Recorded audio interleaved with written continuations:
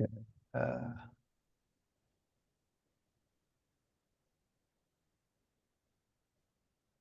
We have people coming online now.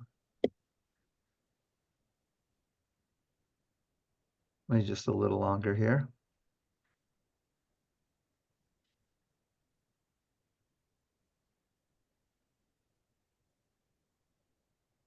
Okay, I guess I'll get us going here.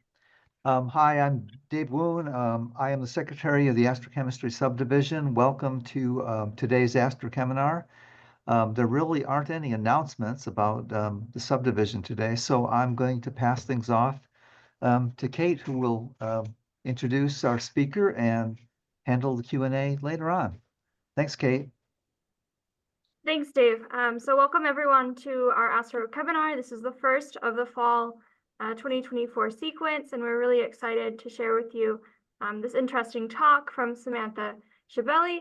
Her talk is titled Precursor Prebiotic Chemistry, an Early Low Mass Star and Planet Formation. And so we're really excited to present that to you today. Before we begin, I just want to describe sort of the format.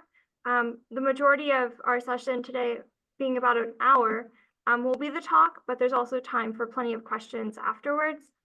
And so as you have questions, you may enter them in the Q&A or in the chat down below so that we can address those after the talk. You can also raise your hand or anything. If there's any technical difficulties, you can also use the Q&A option in order to bring those to our attention. The AstroCheminar subdivision has two kinds of AstroCheminar events. And so some of these will be led by sort of the executive board of the astrochemistry group. And let's see, and we also have some graduate student-led events by myself, and at this point there's 3 other graduate students, and we love to bring these talks to you on a variety of topics within our division, and also to share the experiences of the people who do this work. And so with that, I think, Samantha, are you ready? Yes, I can. Great, thank you. Share my screen. I think hopefully everyone can see it. Okay, so hi everyone. Thank you, Kate, and to all the other grad student organizers for letting me come and talk to you all about my research on looking for precursor prebiotic chemistry and early low mass star and planet formation. This is work that I started when I was a grad student at the University of Arizona, and now I'm a Jansky Fellow at NRAO. And before I get into kind of the science, what I like to do, especially in a crowd that probably is composed of grad students, is kind of talk about my academic journey briefly and how I got into this field of astrochemistry. So I grew up in upstate New York. I was always interested in science. I think I wanted at first to be a forensic anthropologist or something, but then I actually had a science research class in high school, and I decided that astronomy was kind of cool. And so my actual first taste of real astronomy research was in high school, where I worked on like a project with a local college professor. So when I wanted to go to college, I decided that physics and astronomy were what I wanted to do. And so I went to Stony Brook University in Long Island, not too far away, about 4 hours from where I grew up, and actually got involved in astronomy research where I looked at like dark matter, rotation curves, and did kind of different types of astronomy research at the university and through different research experiences for undergrad students. And so still at this point, I didn't know that you could learn about chemistry in an astronomy way. And so I just kind of blindly went into physics thinking that that's how you get into astronomy. And then after my bachelor's degree, I went to the University of Arizona in Tucson, and that's where I completed both my master's and PhD, now in astronomy and astrophysics. And this is really where I got my introduction to astrochemistry.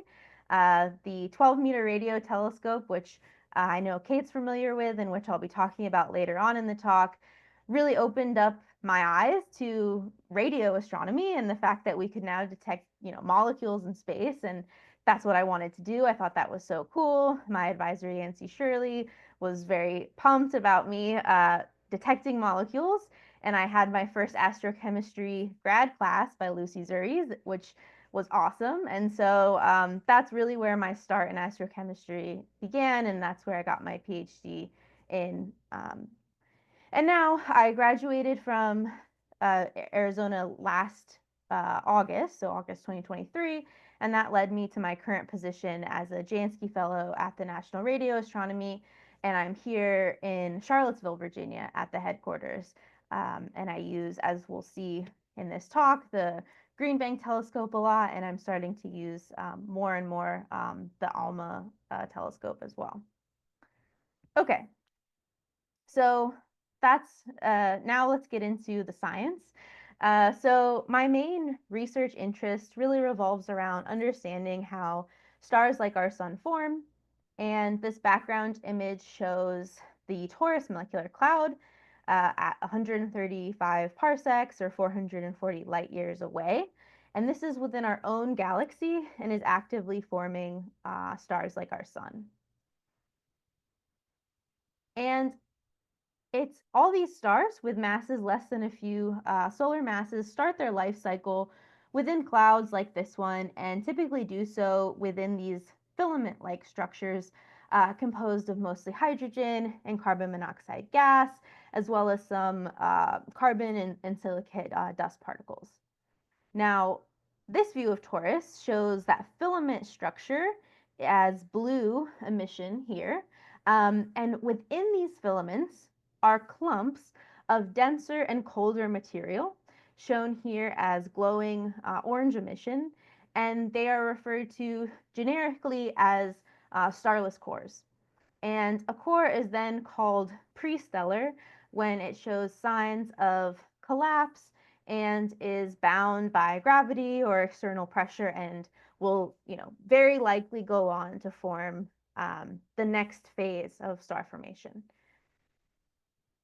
And that next phase is a protostar. So this is, again, as I showed in the previous slide, this is also a real image that shows once a core collapses down and heats up due to thermal energy, it becomes this protostar.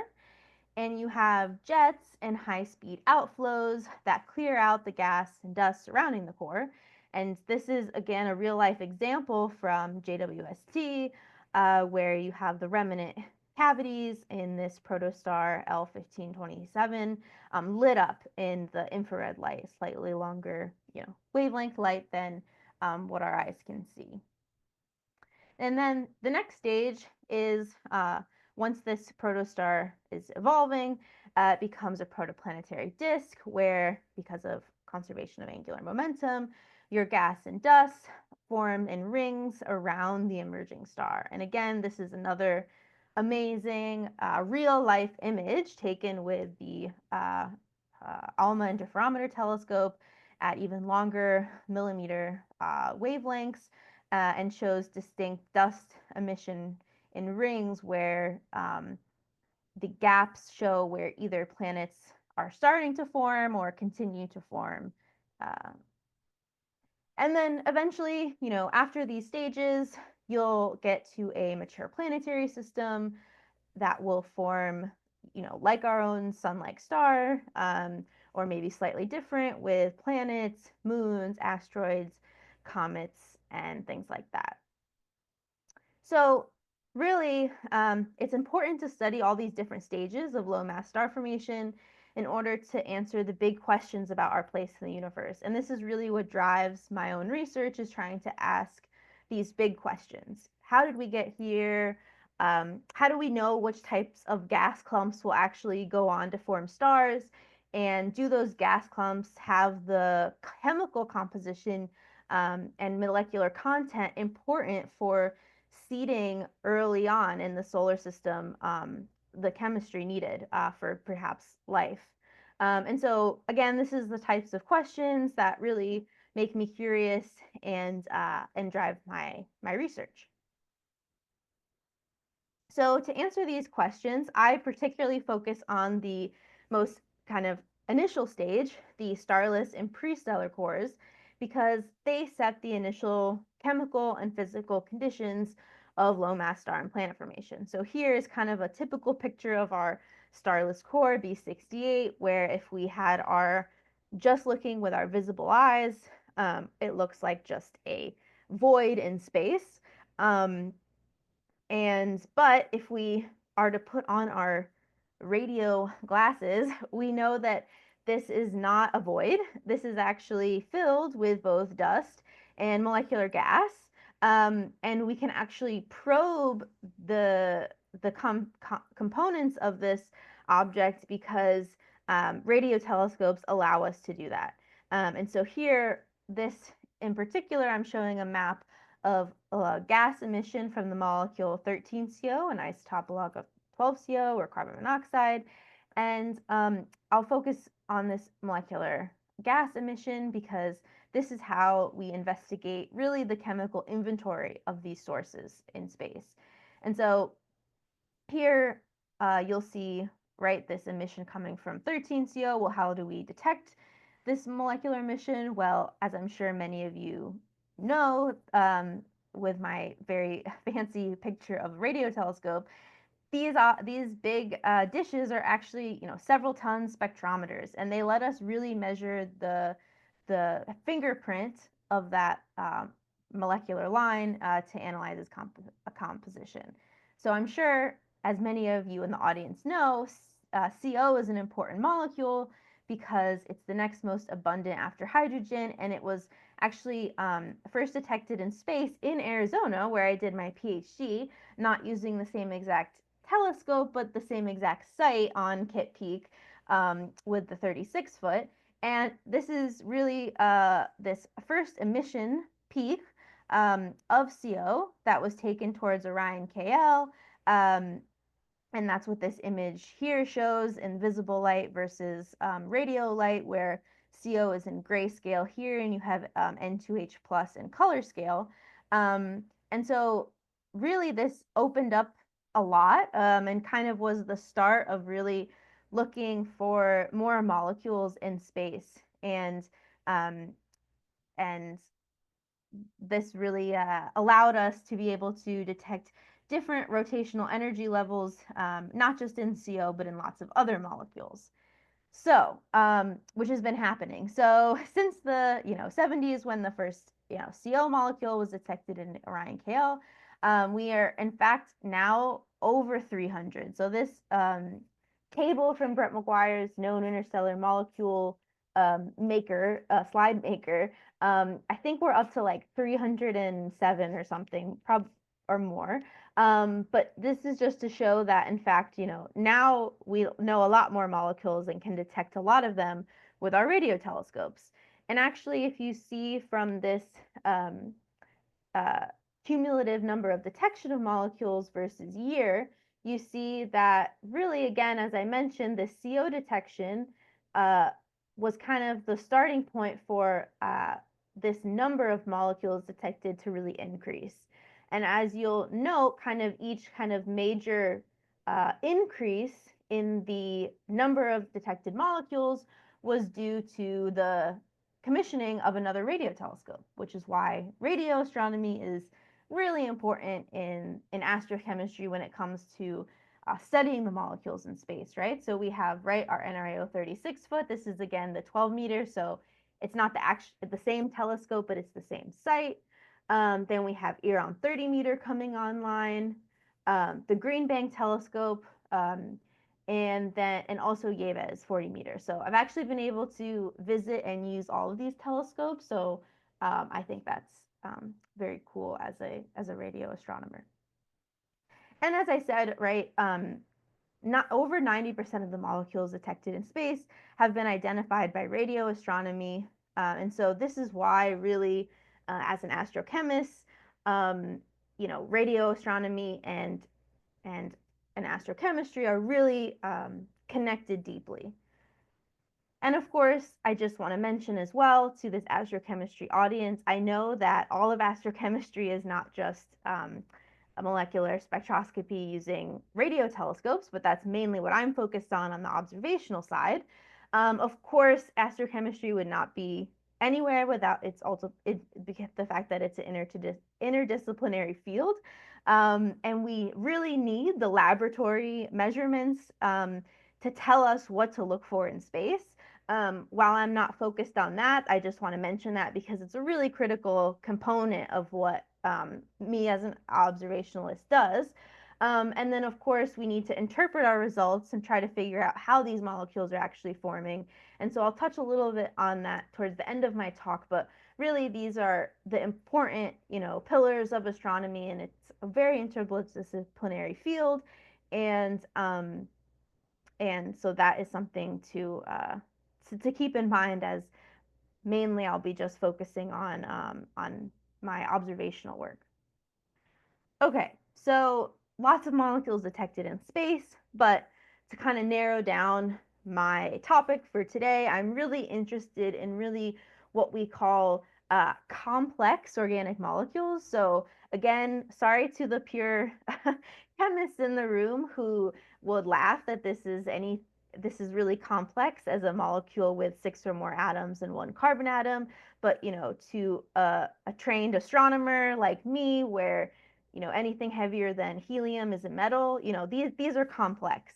So these molecules are interesting in the fact that they're not signs of life by any means, but they are molecules that are important for the precursor molecules of prebiotic chemistry. So they're molecules important for making up more complicated things, important for making up, say, DNA, RNA, amino acids, and things. And so since we cannot go out and directly look for life, we need to kind of figure out the puzzle pieces of as we go.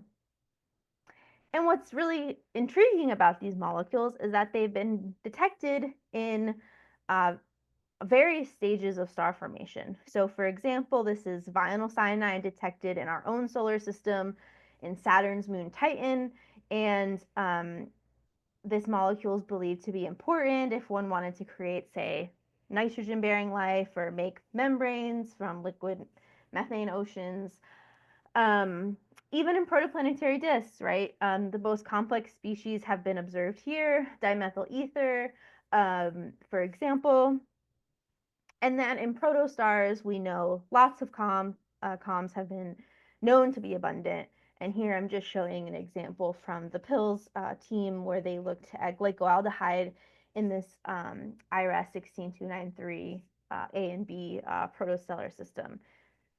And now, to kind of tie this again back into the precursor chemistry, I just want to point out that glycoaldehyde in particular is thought to kind of be important for this RNA world scenario that suggests that life forms relied solely on RNA to store genetic information and to catalyze chemical reactions. And what I want you to glean from this complicated figure is just the fact that each box is a molecule important in this scenario, and all the boxes that have solid lines around them have been detected in space. And so glycoaldehyde is kind of one of these early molecules that's important for the later stages of in these prebiotic chemical schemes. Okay, so what about in the early stages? I said that my interest is really in the early starless and prestellar core phase. So what about do we see complex chemistry even in this early phase? And it turns out that we do, and we've known at least for one kind of cold cloud for a while now, TMC1, which is really a molecular, is very rich in molecular lines, but it's a very complicated, I would say, source with lots of internal structure, and a very young source as well. TMC1 is, rather special. It's If you look at the number of molecules discoveries per source. Now, again, this is perhaps an outdated table, but TMC1 is, neck and neck with, say, Sagittarius B2 for really the source where the highest number of molecules have been discovered in. And so it's a really line-rich, dense cloud that people are actually still observing lots and lots of molecules towards, right? You have complementary surveys, the Gotham team that looks at lots of molecules down at lower frequencies with the Green Bank telescope. And then you also have the Coyote team that uses the Yves 40 meter and it goes super high sensitivity to detect even fainter things. And these surveys I think are very complementary. One can go super deep in RMS, the other one can get very high resolution velocity resolution. And so it's very exciting to have kind of two teams discovering molecules all the time in this source. But what about other sources, right? Everybody looks at TMC1. What about other cold cores? Do we also see complex chemistry? So yes, it turns out, later comms were then detected towards this dense core in B1b, which is right next to an outflow, which kind of led people to think, maybe in other cold cores, there's some type of cold gas phase chemistry going on. So then it wasn't until, say, 2012 when the first truly isolated, let's say, pre-stellar core, which was really thought to be a well-defined isolated structure with, defined collapse motion, where people actually looked for comms. And this 1689b and also L1544 were both very well-studied objects, and they had complex organics detected towards them. And so these were really interesting objects because now we know that even in these really dark, isolated cores where there's no star formation happening, we're actually seeing complex molecules. And so L1544 in particular is an interesting source that is the topic of a current large program that I have on the Green Bank telescope called Glucose. It's the GBT L1544 Unbiased Complex Organic Survey. But this is a large program that is really focused on understanding at high spatial and spectral resolution the molecular line composition towards this source, because unlike, say, a TMC1, this source is likely to go on and form, say, a protostar. And so this is really an excellent source to trace how comms are inherited from an actively collapsing cold core to a planetary system. And we can really study well the kinematics with the high spectral resolution of the GBT and do a lot of interesting abundance comparisons and also characterizing new kind of large comms and also large carbon chains. So this project is still very much underway. We're observing now. There was some technical issues with the GBT over the past couple years, but we're going strongly now. But I'll just show already from preliminary results, we are detecting new long carbon chains and a lot of additional transitions of complex organics as well. So stay tuned for more on this in the future as we kind of collect more data as the GBT gets back online and the weather is nicer. Okay, so what I really want to focus on for this talk is really my interest in focusing on the population studies and population statistics with surveys of not just one object, but various different objects in different molecular clouds. Because, right, we know that, there's a handful of cores that have had their chemical inventory probed, but, the question really that's on my mind, that has been on my mind, is are there complex organic molecules? Are they common at the earliest stage of low mass star formation in more typical starless and prestellar cores? So here I'll bring another view of the Taurus molecular cloud, zoomed out. These images show infrared dust emission from the Herschel Space Telescope, and you can see here's L1544, TMC1 to kind of orient you, and this is L1495 and B16, B18. And this is the region that I focused on during my thesis work, where I used the Arizona Radio Observatory 12-meter dish, which I show here, either there or remotely from the comfort of my home, to do a large line survey of different cores.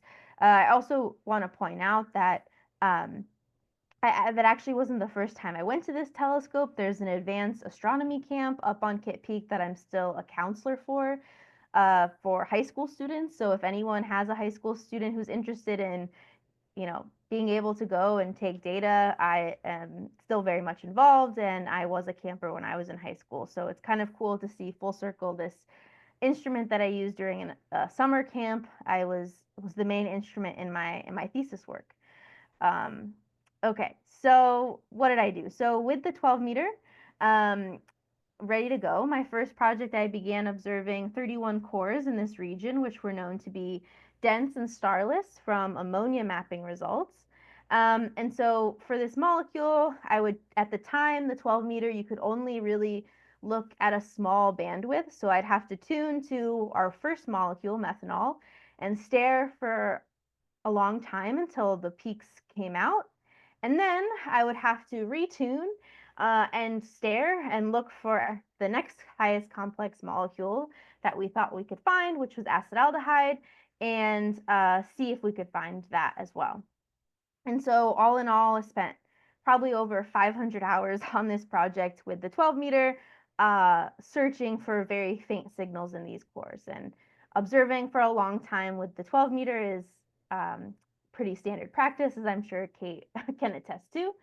But what did I find? So basically, we detected methanol in all of the cores and acetaldehyde in the majority of them, in 70%. And so this was really telling us that complex molecules are forming early and often in Taurus.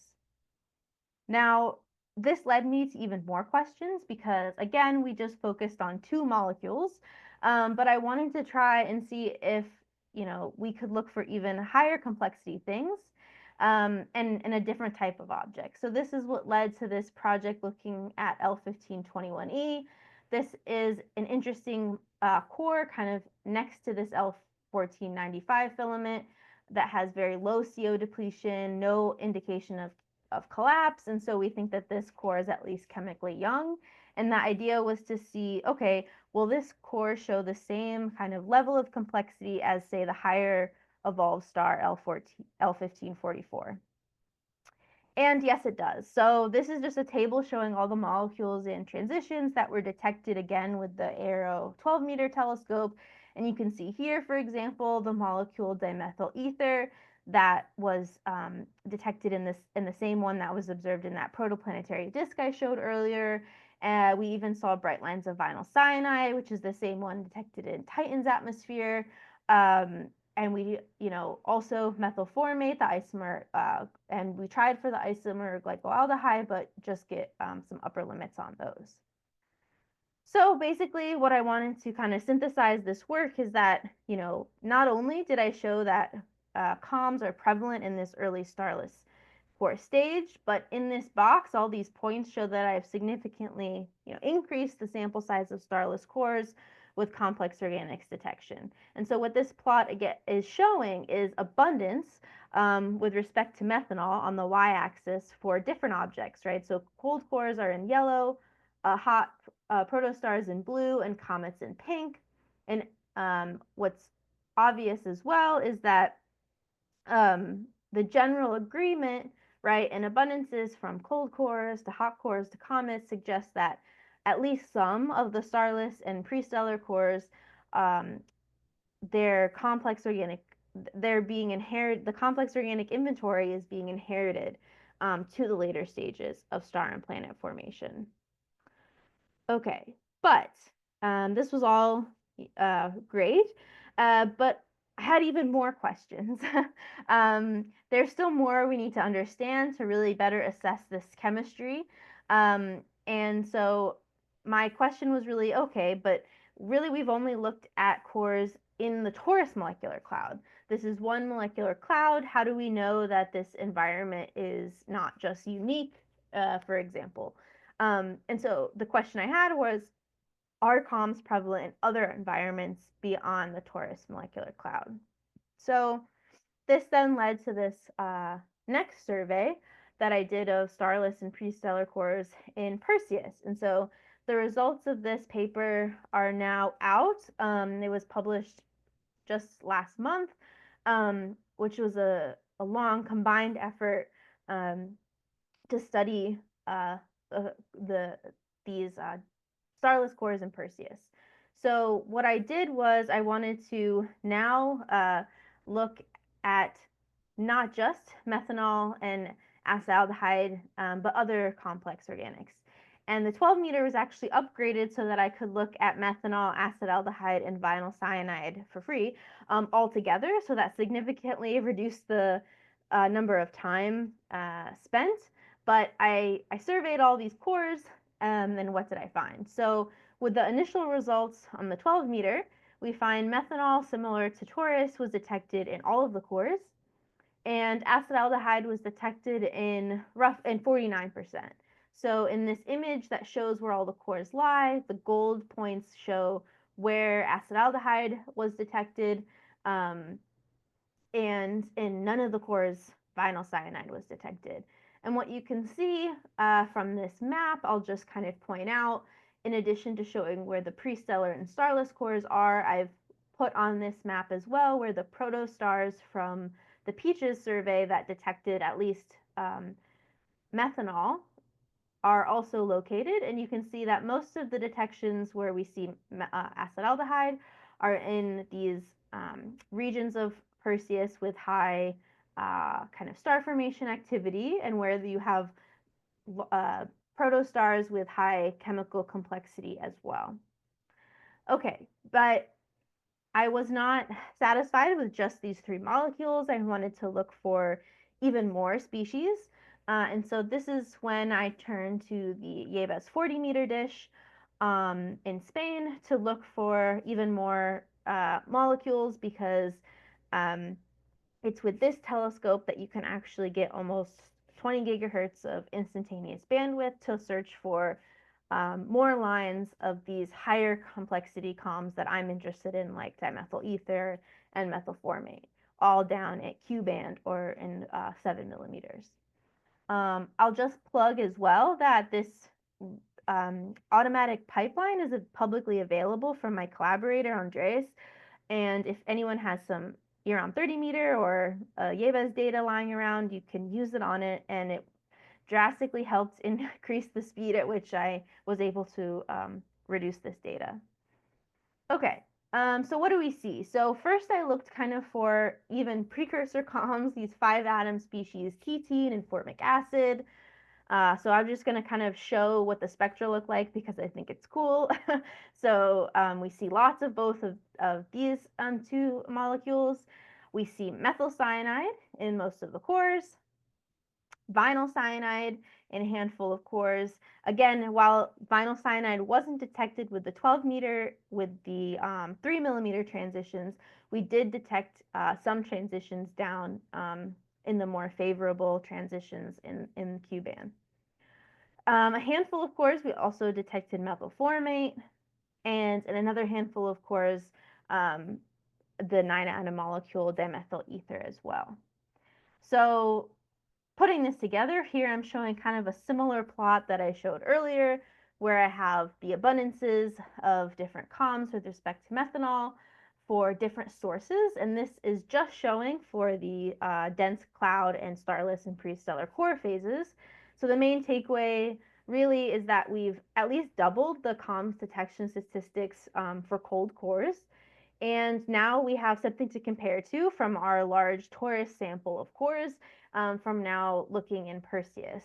And one of the main things to point out is that we see abundances with respect to methanol of oxygen-bearing species are similar within factors of a few across different environments, from Taurus to Perseus.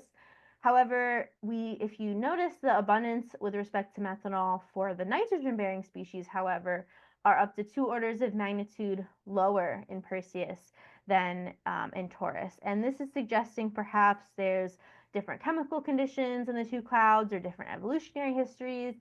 We go more into the paper about this, but this is still kind of an unknown why there's this big offset here. If we look now and compare to the later stages, so now I'm showing constraints from protostars, the TW Hydra disk, as well as comets. You see one of the interesting things is that if we're now comparing to the nitrogen-bearing species, these green points here,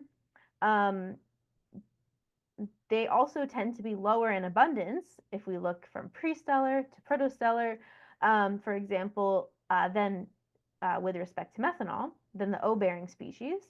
So this kind of similar, again, abundance comparisons show us that, again, this kind of further motivates that there's a limited amount of reprocessing of the complex chemical inventory throughout the low mass star formation process. Now, I'll just show some other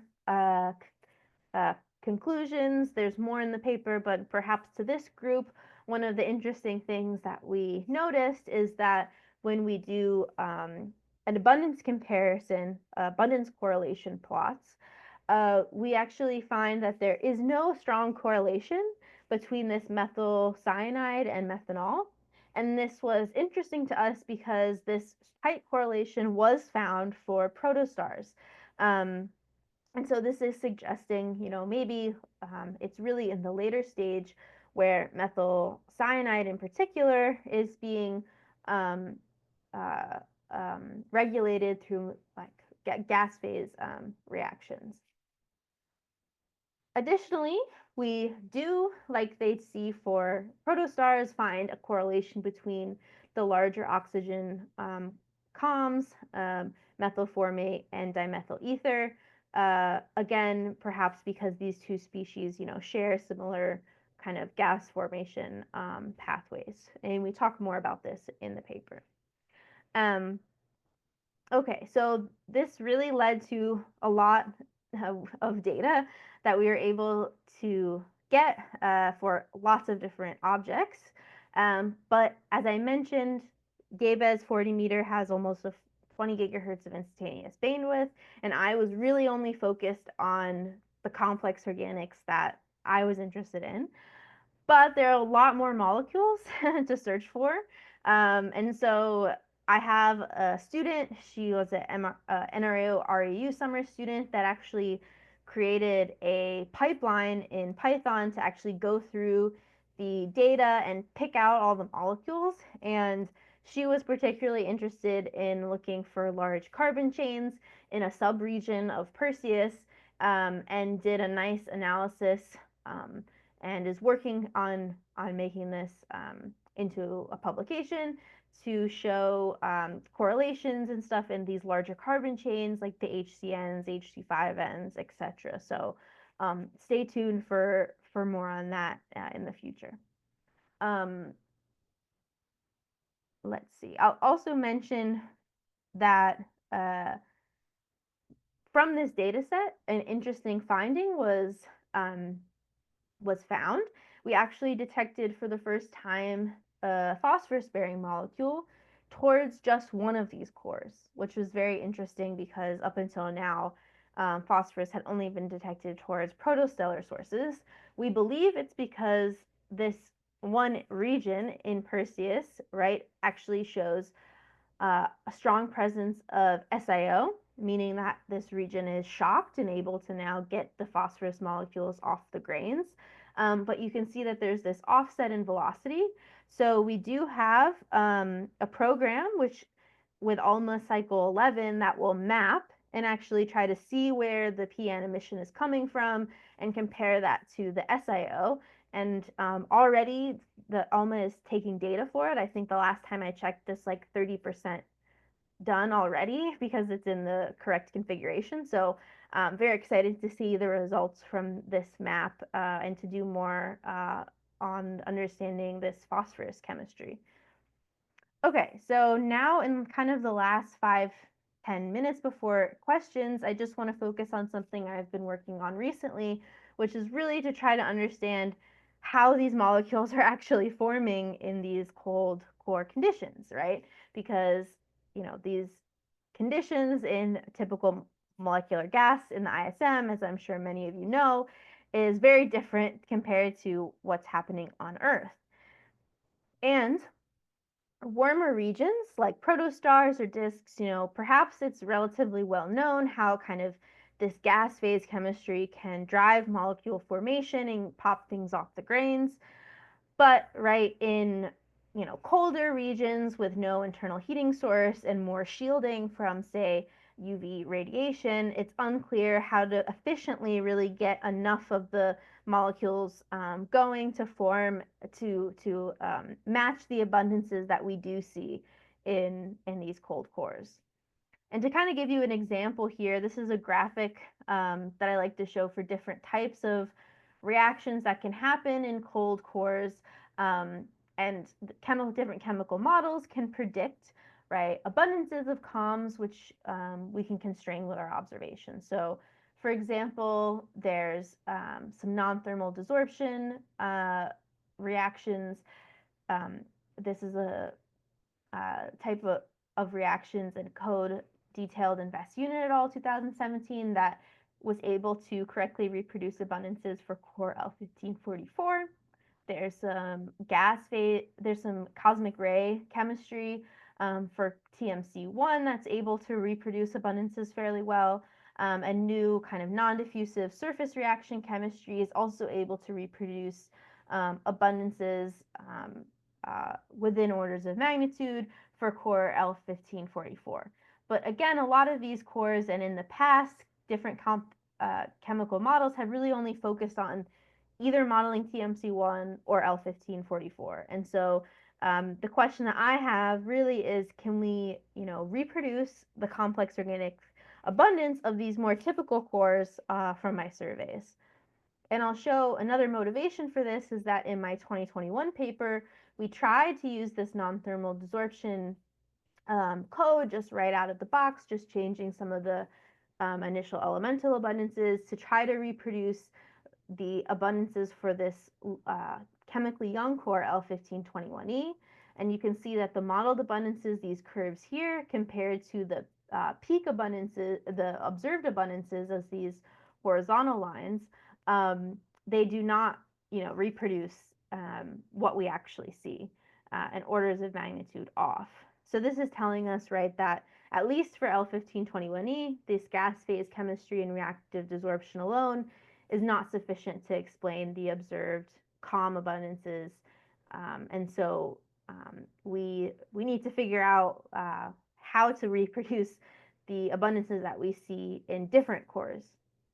So this leads, now I'm working on using non-diffusive surface reaction chemistry with Rob Garrett here at University of Virginia to try and reproduce abundances of other lower and more typical lower density and cores.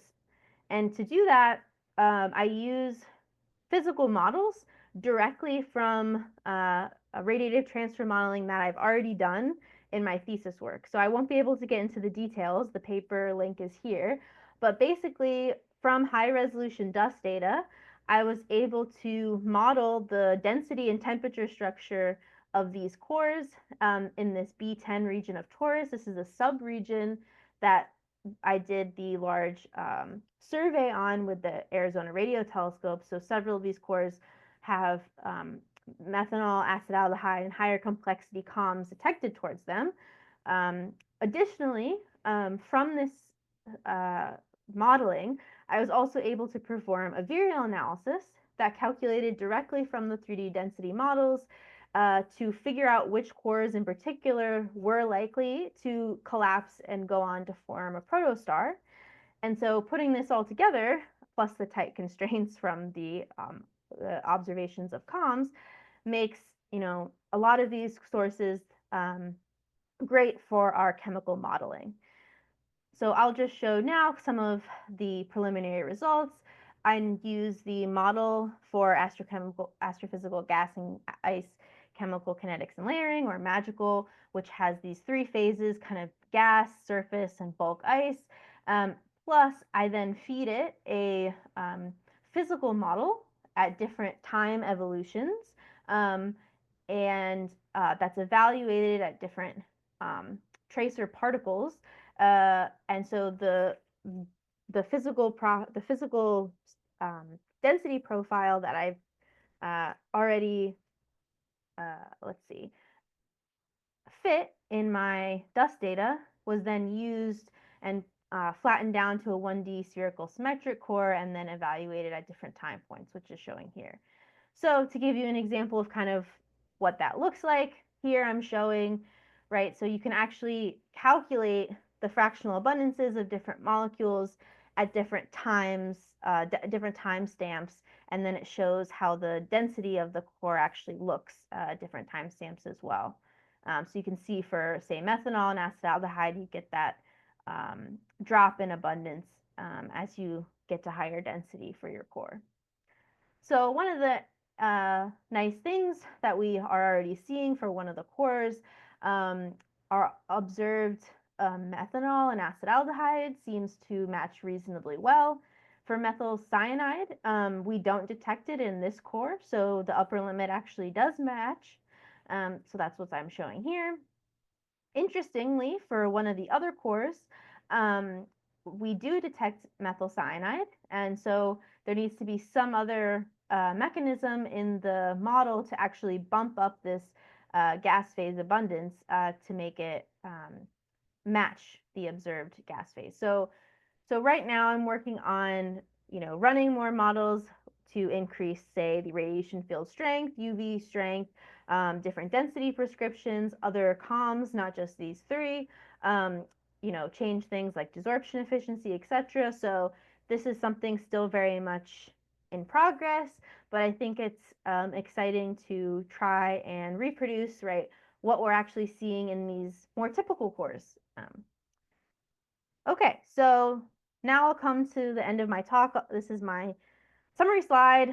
Feel free to contact me with questions or anything, but I just want to kind of end with saying that, we've learned a lot from large surveys of lots of different cores with the ARO 12 meter, finding a widespread prevalence of comms in the Taurus molecular cloud, as well as the Perseus molecular cloud, largely increasing the detection statistics for cold cores with comm detections. In the future, there's going to be more detailed modeling of the chemistry of these typical cores that now have physical models. And I will continue to lead the large program on the Green Bank telescope to look for kind of the limit of chemical complexity in L1544 to kind of really understand the detail of one core that we know very well is likely to go on and form a protostellar system. And then I do have several successful band 1 ALMA cycle 11 programs that will map for the first time the spatial distribution of lots of different complex molecules in starless and prestellar cores. So if you're interested in asking me or talking to me about why I think ALMA band 1 is going to be so cool for starless and prestellar cores, happy to talk more about that. And with that, I'll thank you all for your attention. And yeah, I'm happy to take any questions you may have.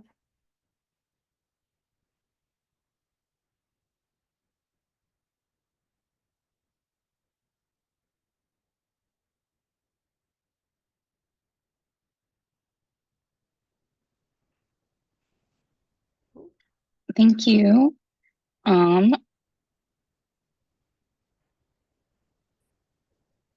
It looks like there's a question in the chat from Ilse Cook. She says, wonderful talk. I have a few questions. How does the vinyl cyanide abundance in the Perseus sources compare to TMC1? What is the mechanism in your models for how methyl cyanide forms? And do you have any wish list items you would like from lab astrochemists? Okay, all great questions. Let me go back to this one. Okay, so how does vinyl cyanide? Okay, so vinyl cyanide abundance and methyl cyanide abundance in TMC1 is higher than in the Perseus cores, but also higher than even the starless and prestellar cores in Taurus, which I think is interesting. It doesn't follow the same logic where it's lower in abundance than, say, the oxygen-bearing species. And then the mechanisms in the model for how methyl cyanide forms, that's a good question. I believe that right now there are gas formation pathways that are the dominant, I think, pathways. I don't know the exact reactions off the top of my head, but I think that the that the that the gas phase reactions are dominant later on once they get off the grains in the chemical code. Um, and then any wish lists from lab astrochemists. That's a good question. Um, any wish lists? I guess there are, yeah, I mean, more more lines. Uh, I'm trying to think, there was this molecule that I couldn't find the laboratory um, frequencies for. I can't remember the exact molecule, but maybe I can contact you and ask you if maybe I'm just missing it. But there are some molecules that people always ask me in talks, like especially a crowd of astrobiologists. They'll ask me, "Oh, what about this molecule that has, its importance in this type of membrane of life?" And it's not that complicated, but I've never seen it before, so I have to look at the particular molecule. But yeah, so just more molecules. I think sulfur is a cool one that I haven't mentioned here, um, and getting more complex sulfur species would be interesting.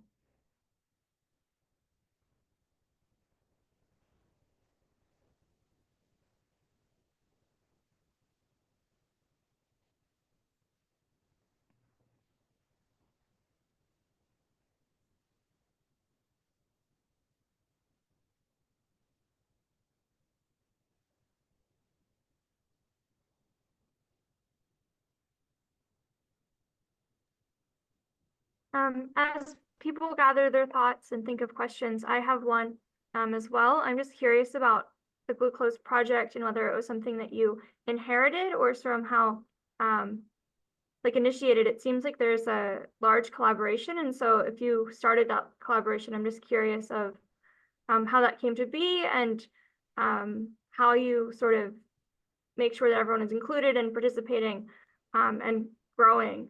I'm just really curious about, like, I guess the organizational side of it. I don't know if that's silly, but I'd love to hear more about it. Oh no, that's not silly at all. Thanks for that question, Kate. Yeah, actually, so this was formed like during grad school, so like in the pandemic-ish times, I guess like maybe a year or so after Green Bank had this call for like it was like a special call for like basically filler time. And I was like, oh wow, it would be, and it was for large programs in particular. So I said, wouldn't it be cool to do like a large program on one core and just get like super high resolution spectra? It would be awesome. Yeah, and so I reached out to people that I thought would be interested in it. And then one of my collaborators also was like, oh, maybe this person would be interested in this person. And so it kind of grew organically from that. Um, yeah, so don't be afraid. I guess my advice, I guess, to also grad students who might want to do a large program is totally possible. um, and yeah, I mean, and having a network of people that I met, a lot of these people I met at conferences. So and who would come up to me after my talk and say, oh, I thought that was really interested. Let me send you like my paper on this, and keeping up those connections and then being like, okay, this person would have liked this. So that's kind of how the team kind of came together. So yeah. Yeah, thank you. I find it really impressive. So Thanks. We've also got a couple more messages or questions in the Q&A, both from Stephen Ferber. The first one, could you explain the phosphorus appearance in more detail? Okay, yeah, phosphorus appearance. Okay, so that's a good question. So we still don't, I mean, so the thought is that, let me get to the phosphorus slide if I can find it. The phosphorus has been detected really in low mass star formation environments only in a handful of protostellar cores. It's also been detected in high mass environments, one dense core and another like high mass star formation region where the region itself has already been known to be shocked. So these high velocity like um, shock speeds in these environments is where people have typically seen before PN and PO. And so the fact that we're detecting PN towards this dense starless core, and we see it in no other, like none of the other cores, and we see it here because there's this tracer SIO, which is a direct, tracer of shocked gas. And so we see this really bright shocked gas tracer. And so what we think is this particular core is, unlike all the other cores, is shocked. And so that's why we can actually see phosphorus coming off the grains in this object. But again, we don't know whether it's spatially coincident on the shocked gas or not yet. If it's not, then that would open up a whole nother uh, can of worms to try to explain kind of the presence of this phosphorus, which before really there are several mechanisms. From PO you can get PN, for example, but you have to already have it kind of off the grains already. And so this would really kind of challenge kind of how these molecules are in fact getting off the grains into the gas phase. But likely it's just because of this region in particular is a very active region of star formation and lots of energetics going on to get these molecules off the grains. Yeah. Thank you for that. Yeah, and then he also wanted to ask if you had detected any chiral molecules in any of your work. So I haven't personally, I've not detected any chiral molecules. I believe Brett McGuire had detected a chiral molecule towards like the Galactic Center or something, but that's the only one I think I know that has been detected. Yeah.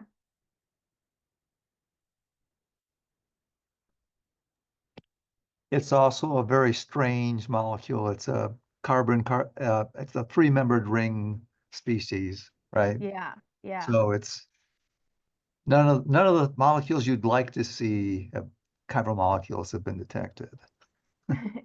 True. Right. Yes.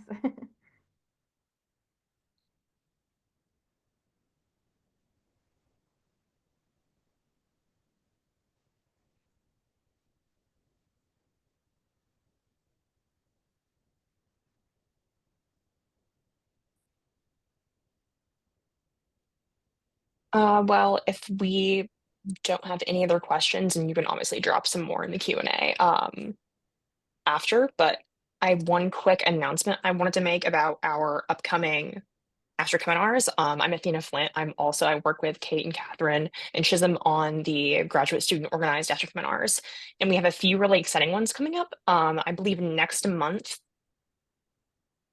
Let me find the actual date. Next month, we have Dr. Jialu Lee from the University of Maryland. That's going to be on November 12th. And then in December, our AstroCheminar is going to be with Martin Cordner, Dr. Martin Cordner at NASA Goddard, December 10th. And then we'll have Karin Oberg from the CFA in January. That's one that Dave is organizing. And then sometime in February, probably the back half of the month, we're going to have Dr. Yori Bowman from UC Boulder. So all kinds across experiment, computational, all different places in their career. So I hope you guys will join us again for those. I'm really excited for some of those. And similarly, if anyone is interested in giving a talk or interested in nominating someone to give a talk, we're always looking for new ones. Earlier, Dave had put in the chat a link that you can use to submit a talk. You can also email any of us to demonstrate your interest, and so that we can put you on the schedule and share more great people and more great ideas.